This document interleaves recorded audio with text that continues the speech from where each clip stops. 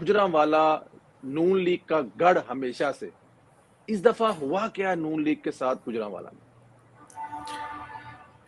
یہ تو کچھ ہماری اندرونی خلفشار پیدا ہوا اس دفعہ کچھ، اور باقی تو جو ووٹروں کا ویو ہے وہ بھی ابھی پوری طرح واضح نہیں ہے. بہرحال ایک گجرانوالہ کا نام تھا، چونکہ 2018 کا جو مشکل ترین انتخابات تھے اس میں گجرانوالہ نے مسلم لیگ نون کو کلین سویپ کر کے دیا تھا، اور تمام کی تمام قومی اور صوبائی اسمبلی کی جو نشستیں تھیں وہ محمد نواز شریف کے قدموں میں ڈالی تھی. تو اس دفعہ تو توقع یہ تھی کہ اس طرح کی مشکل حالات بھی نہیں اور چیلنجز بھی نہیں، اس کے باوجود نتائج کوئی اتنے اچھے نہیں آئے ہمارے لیے. تو ہمارے لیے سوچنے کا بھی مقام ہے، اور جو ووٹروں سے ہمارا جو کنیکٹ ہے اس پر بھی گفتگو کرنی ہے کہ کیا نئے ووٹر جو تھے وہ زیادہ تعداد میں باہر آئے، اور جو ہمارے ووٹر تھے وہ ان کی بھی ایک بڑی تعداد ووٹ ڈالنے نہیں آئی. بہت سارے فیکٹرز ہیں جی گجرانوالہ میں، اور قیادت کے لیے بھی اور ہمارے لیے بھی سب کے لیے سوچنے کا مقام ہے. صرف سوچنے کی حد تک مطلب گزارا ہو جائے گا اگلے الیکشن تک، یا اس پہ کوئی ایکشن یا پریکٹیکلی بھی کچھ کام ہوگا؟ کیونکہ آپ نے کہا کہ اختلافات کی وجہ سے یہ سب کچھ ہوا، تو کیا وہ دور ہو گئے ہیں؟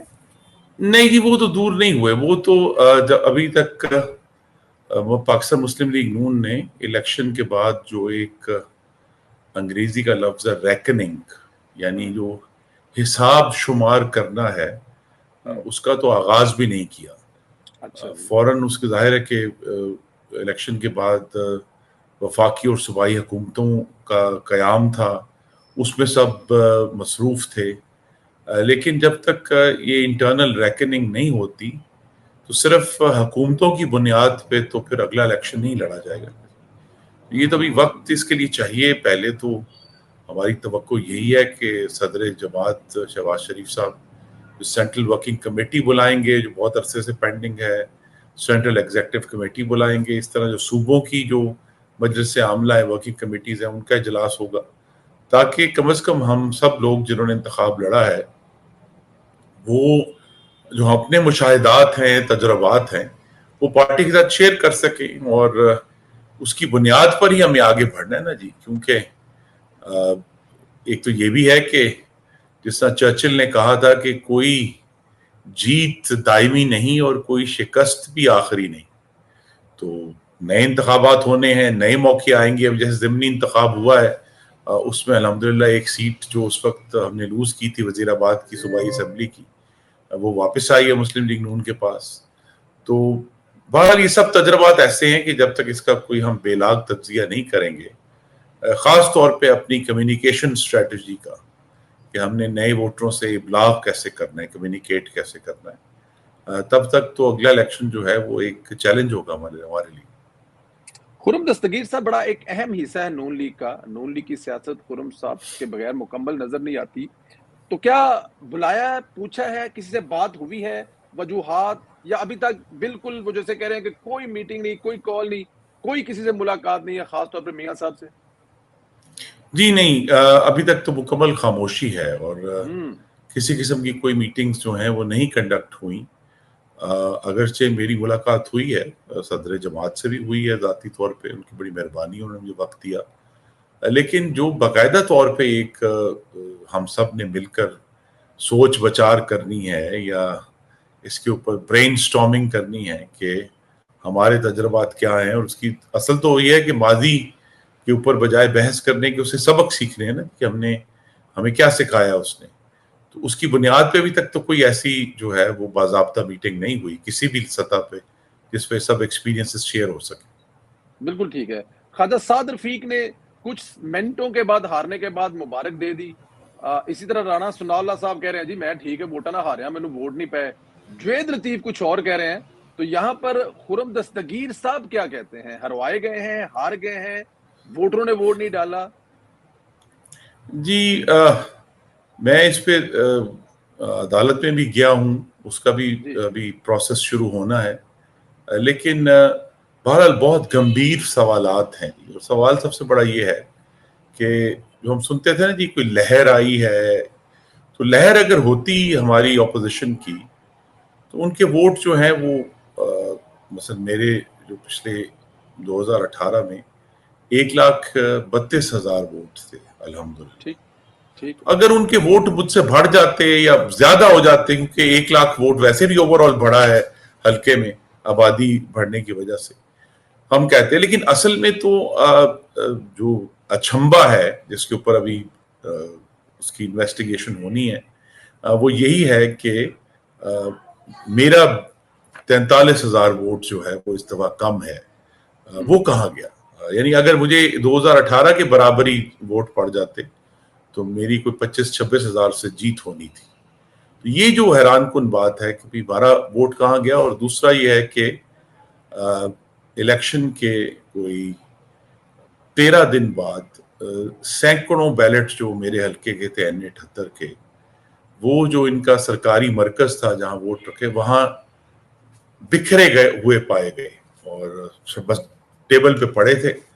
تو وہ بھی ایک شک بہت گہرا اٹھا رہے ہیں کہ کہیں نہ کہیں سطح پر یہ جو نتیجہ آیا ہے وہ نہیں ہے جو ووٹروں نے اس میں فیصلہ دیا تھا. رانا ثناء اللہ، خواجہ سعد رفیق، خرم دستگیر، نواز شریف کی ٹیم باہر کر دی گئی ہے یا ہو گئی ہے، نیچرل ہے یا بائی پلان ہے، اس پر کیا کہیں گے سر آپ؟ جی دیکھیے، یہ بھی ایک تھیری ہے جس میں کچھ وزن محسوس ہوتا ہے، لیکن اچھا میرے سامنے جو چیز آڑے ہے وہ یہ ہے کہ میں نواز شریف کا کارکن ہوں. اپنی جماعت کے ساتھ، بلکہ میرے دادا نے 1936 میں آل انڈیا مسلم لیگ جوائن کی تھی.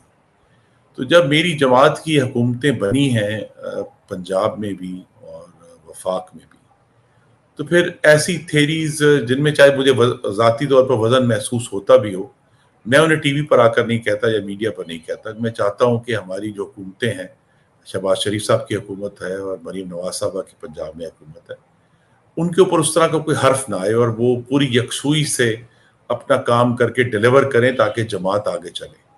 ٹھیک ہے، ورنہ تو آپ کے کہنے کو بہت کچھ ہے. تحفظات آپ کے ہیں، لیکن حکومت میں ہونے کی وجہ سے آپ کہہ رہے ہیں، لیکن آپ کی مخالف پارٹی کی ایک صوبے میں حکومت ہے، وہ آپ کو 45 کل وزیراعظم سے ایک بزنس مین نے کہا ہے کہ اڈیالہ والوں سے ہاتھ ملا لیں. کیا یہ ممکن ہے؟ رویے ایسے ہیں، حالات ہیں کہ سب کچھ بھول کر عمران خان صاحب سے ہاتھ ملا لیا جائے؟ جی میرا اس میں نقطہ نظر جو ہے وہ کچھ تاریخ سے سبق سیکھنے کی کوشش کی گئی ہے، اور تاریخ یہ کہتی ہے کہ بالکل بھی نہیں ملانا چاہیے، کیونکہ جس نے بھی فاشسٹ سے مصالحت کی کوشش کی وہ بالآخر بزدلانہ مصالحت ثابت ہوئی. انگریزی میں اس کا ایک لفظ ہے اپیزمنٹ.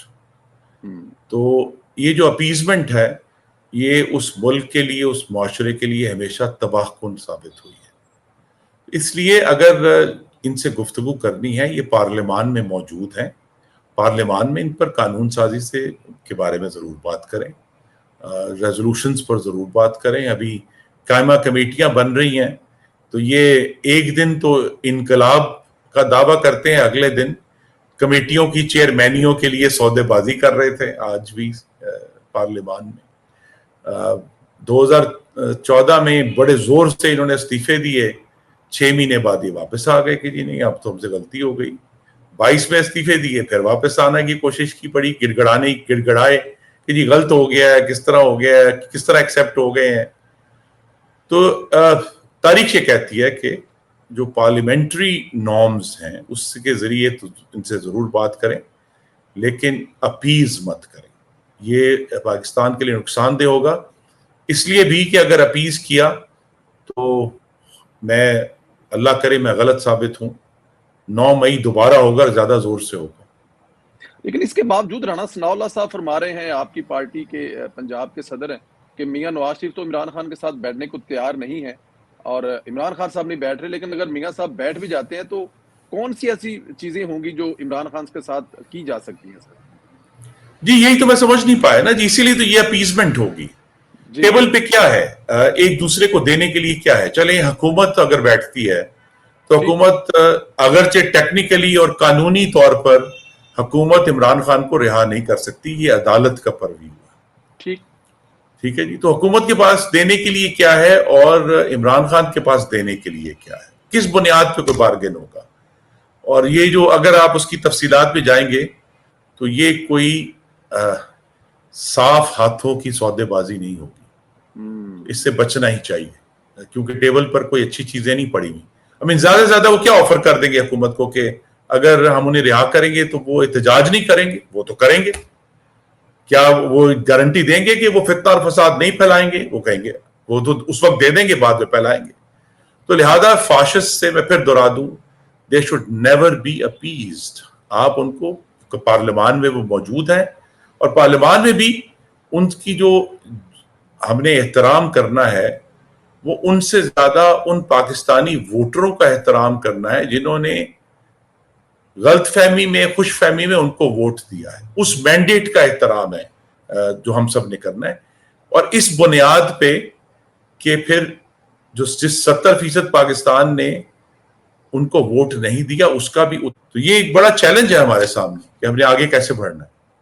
ठीक है, बिल्कुल ठीक है। वैसे भी सदर जो हैं वो वज़ीर-ए-आज़म बन गए हैं, सीनियर नायब सदर जो हैं वो वज़ीर आला हैं, जनरल सेक्रेटरी जो हैं वो बड़े अहम ओहदे पे वज़ीर हैं, तो मियां साहब संभालें तो चीजें भी आपकी ठीक है।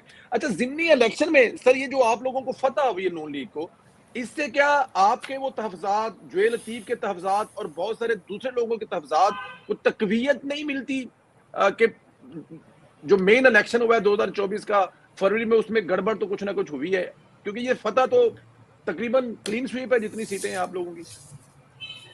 जी देखिए, इसमें तो बहरहाल ये इलेक्शन के बारे में जो तज्ज़िये हैं वो तो आपको पता है जारी रहेंगे। ज्यादा तो यही हुआ है कि वोटरों ने मुस्लिम लीग नून की ही छोड़ी हुई नशिस्तें ज्यादा थी, वो हमें ज्यादा मेजॉरिटी के साथ वापस की है, ज्यादा वोटों से हमें वापस की। और सिर्फ जो वजीराबाद वाली सीट है वो फ्लिप हुई है कि वो हमें नहीं आई थी और वो इस दफा मुस्लिम लीग नून के पास आई है। तो उसमें जो अपोजिशन है उसकी भी शायद उसमें कुछ मायूसी थी उनके वोटरों में, और जो हमारे उम्मीदवार थे उन्होंने 8 फरवरी से कुछ सबक सीखे, वो भी उसमें शामिल है। लेकिन जिससे मैंने कहा कि ये ज़रूर है कि ये जो 21 अप्रैल का जो ज़िमनी इंतखाब था वो पाकिस्तान की अवाम ने एक सिग्नल दिया है कि वो अब मज़ीद इंतशार और फितना नहीं चाहते, वो इस्तेहकाम चाहते हैं। वो चाहते हैं कि जो हुकूमतें बनी हैं ये कामयाब हों और आगे चलें, उन्हें डिलीवर करें, और इसी का वोट है जो हमें 21 अप्रैल को नजर आया। वेकअप कॉल आप कह रहे हैं। अच्छा सर, जनरल बाजवा साहब के बारे में बहस जारी है, नदीम